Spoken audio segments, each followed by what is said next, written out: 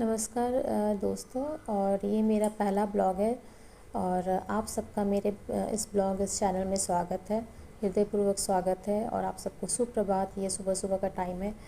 आप गेस कर सकते हो तो गेस करो। वैसे ये टाइम हो रहा होगा 3:30। हाँ जी। तो मैं सुबह बहुत जल्दी उठती हूँ, बहुत जल्दी। आप लोगों को मे भी शायद लगता होगा, पर मेरे लिए ऑटोमेटिकली मैं 3:30 बजे तक उठ ही जाती हूँ। मेरा बॉडी क्लॉक ऐसा सेट हो चुका है, तो मुझे अलार्म की भी ज़रूरत नहीं पड़ती है। और मैं सुबह उठने के बहुत सारे फ़ायदे मैं ब्लॉग बनाऊँगी, फिर आगे चलकर मैं कैसे इतनी सुबह उठ जाती बिना अलार्म क्लॉक का, और इस सुबह उठने के क्या क्या फ़ायदे हैं मैं आपको बताऊँगी। तो आप लोग भी कर सकते हैं ऐसा। और एक बार जब आप सुबह उठने लग गए ना, तो फिर आप छोड़ोगे नहीं। मतलब अब तब आपको रियलाइज़ हो जाएगा कि अरे मैं क्या मिस कर रही थी लाइफ में। तो बस सुबह उठकर सबसे पहले मैं बेड पे ही भगवान को धन्यवाद करती हूँ कि मुझे एक और दिन जीने को मिला, एक और दिन ये सुंदर सा मतलब जो ये दिन है ये देखने को मिला। भगवान का बनाया हुआ जो ये संसार है, ये जो शरीर हमें मिला है, इसको फिर से जीने को मिला है। तो धन्यवाद करते हुए फिर मैं वॉशरूम फ्रेश होकर के आती हूँ वॉशरूम से। उसके बाद फिर मैं मेडिटेशन करती हूँ। मेडिटेशन कम से कम 45 मिनट से 1 घंटे बैठती हूँ। एक बार मेडिटेशन कर लेती हूँ, तो जैसा उनका शिफ्ट होता है, अगर मॉर्निंग शिफ्ट रहता है तो थोड़ा काम करती हूँ और फिर नाश्ते के लिए प्रिपेयर करती हूँ। और नहीं, अगर मॉर्निंग शिफ्ट नहीं होता है तो मैं थोड़ी देर खुद को टाइम देती हूँ। जैसे मुझे कुछ पढ़ना होता है, कुछ करना होता है, तो वो करती हूँ। मतलब खुद के लिए टाइम, क्योंकि सभी दोनों लोग सो रहे होते हैं, बाबू भी सो रहा होता है, हस्बैंड भी सो रहे होते हैं, तो फिर मैं अपने लिए टाइम निकालती हूँ तब। पर आज मॉर्निंग शिफ्ट हस्बैंड का, तो मुझे कुछ देर में ही नाश्ता बनाना था, तो साधना मेडिटेशन किया। उसके बाद फिर मैं हॉल समेट रही थी। और शाम मतलब रात में डिनर करवाने के बाद बाबू इधर उधर सामान फेंक देता है, तो मैं सोची अभी सो रहा है तो चलो ये सब कर लेती हूँ। और साथ ही साथ ये सोफ़ा का कवर भी मैं निकाल दी, उसको आज साफ़ कर दूँगी। और सुबह सुबह ही साफ़ करना होगा मुझे, ताकि बच्चे लोग ट्यूशन के लिए आए उससे पहले मैं फिर से इसे बिछा दूँ। नहीं तो ये जो है ना, ये गद्दा जो है वो गंदा हो जाएगा, क्योंकि बच्चे लोग अभी इसी में बैठकर पढ़ते हैं। अभी मेरे पास ऐसा कुछ और अरेंजमेंट है नहीं, तो मैं सोफ़े पे और एक मैट रखती हूँ, उस पर बैठाती हूँ। तो बस वो हो गया। फिर मैं यहाँ पे बैठकर पालक लाई थी। कल सब्ज़ी मंडी गई थी तो पालक लाई थी, तो वो पालक मैं रात में चुन के रख दी थी, तो बस उसी को मैं ये थैले में भर कर रखी हूँ। आज बना दूँगी इसको दोपहर तक, नहीं तो ये ज़्यादा ड्राई हो जाएगा। तो ये देखिए, मैं पालक चुन के रात में ही रखी थी। इसको कपड़े के झोले में करके बाहर ही रखूँगी, फ्रिज में नहीं रखूँगी। फ्रिज में मैं ज़्यादा चीज़ रखती नहीं हूँ। फ्रिज कोशिश करती हूँ कम से कम यूज़ करूँ, क्योंकि फ्रिज तो हमारे हेल्थ के लिए अच्छा है भी नहीं। और ये देखिए, मैं क्या है ना, एक वीक पहले घर से आई हूँ। मैं गई थी अपने मायका ससुराल गई थी, तो हस्बैंड यहाँ अकेले थे, तो ये बहुत सारे पैकेज फूड ले आए थे, जैसे ब्रेड, फिर टोस्ट वगैरह, और सब भरा हुआ है फ्रिज में और एक्सपायर भी हो चुका है बहुत। और ये अपनी दीदी के घर गए हुए थे, तो वहाँ से भी खाने का कुछ सामान लाए थे, तो वो भी देख रही हूँ रखा हुआ है फ्रिज में। तो वो सारा चीज़ निकाल के मैं इसको ये हटा दूँगी, ताकि फ्रिज में गंदगी ना हो। तो वैसे अभी बहुत डीप क्लीन नहीं कर रही अंदर से, बस मैं जो सब्ज़ी लाई थी वो सब अंदर रखी थी।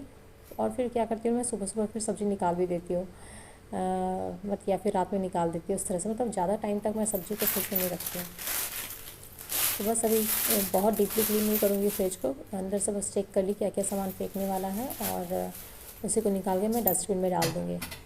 फिर मैं आ गई यहाँ किचन में आकर हस्बैंड सबसे पीछे खाना खाते हैं। मैं बाबू को लेकर जल्दी सो जाती हूँ, उसको सुलाना होता है, तो वही मैं थोड़ा सा खाना बना के रखा रहता है, वो अपने से निकाल कर रात में खाते हैं ज़्यादातर। तो वही मैं थोड़ा सा अरेंज कर दे रही। ये बर्तन सब धुला हुआ जो रखी थी, ये सारा बर्तन मुझे अरेंज करके रखना था स्टैंड में, तो वही सब मैं कर ले रही हूँ अभी।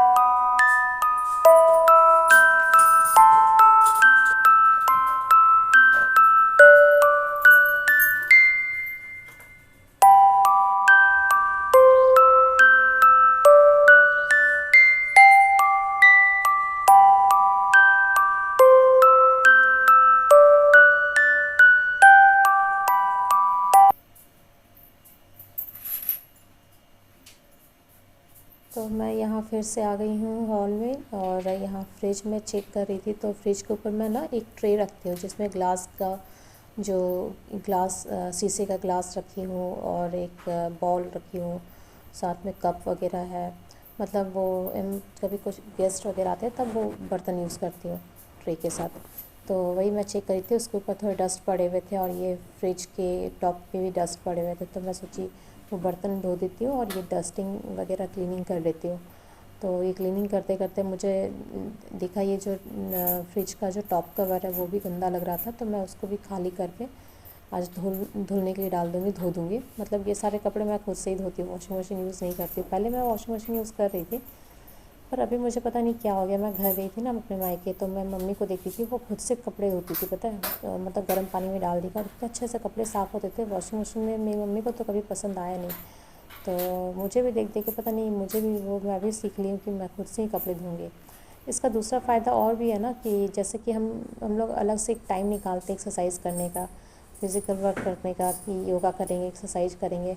तो अगर घर के काम अगर हम खुद से करने लगे ना फिज़िकल वर्क करके, जैसे कि पोछा करना, झाड़ू करना, या कपड़े खुद से धोना, तो इससे क्या, ये भी एक तरह से हमारी एक्सरसाइज ही हो जाता है। तो हमें इसमें दो बेनिफिट है। या हमें तो मेड को पैसा नहीं देना होगा, मेड के लिए पैसा बच रहा है। दूसरा है कि जिम जा कर के जो हम लोग चार्जेस देते हैं, पैसा देते हैं, वो भी बच रहा है, और साथ ही साथ हमारी एक्सरसाइज भी हो जा रहा है।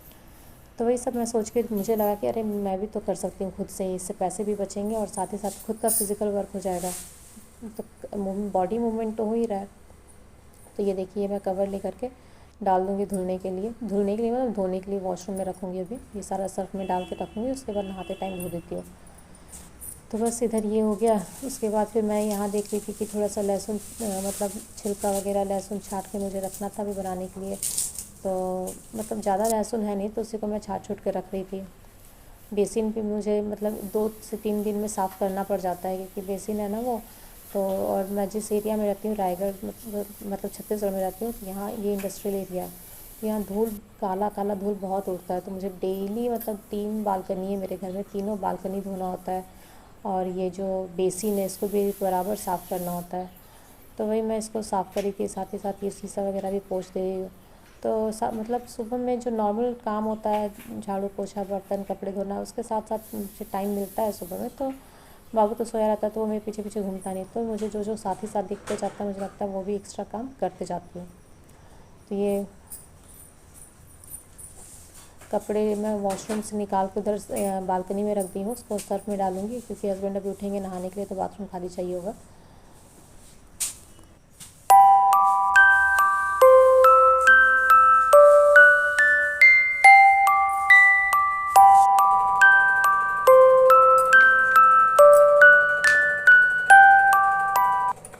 तो यहाँ मैं नाश्ता भी हस्बैंड के लिए पैक कर दे रही हूँ, वेजिटेबल उपमा। और हस्बैंड बस शिफ्ट के लिए निकलने ही वाले हैं। और मैं यहाँ बैठ कर के थोड़ा स्टडी कर रही हूँ, और फिर उसके बाद फिर मैं बाकी के काम करूँगी। स्टडी करते करते मैं ना इसमें नोट भी करती हूँ, जर्नल बना के रखती हूँ। जो चीज़ें मुझे पसंद आती है, जो मुझे लगता है कि हाँ ये नोट करने लायक है, मैं उसे लिखती भी हूँ। तो फ्रेंड्स चलिए ब्लॉग को यहीं एंड करते हैं। अगर आपको मेरा ब्लॉग पसंद आए तो प्लीज़ मेरे चैनल को सब्सक्राइब करिए, मेरे वीडियोस को लाइक एंड शेयर। तो बाय नहीं बोलूँगी, मैं आपके साथ एक सुंदर सा मैसेज शेयर करूँगी। कोट इसे बोल सकते हैं, अगर जीवन को भरपूर जीना है तो अपने अंदर स्थित परम सुख का अनुभव कीजिए। असली सुख हमारे अंदर है, कहीं और नहीं फ्रेंड्स।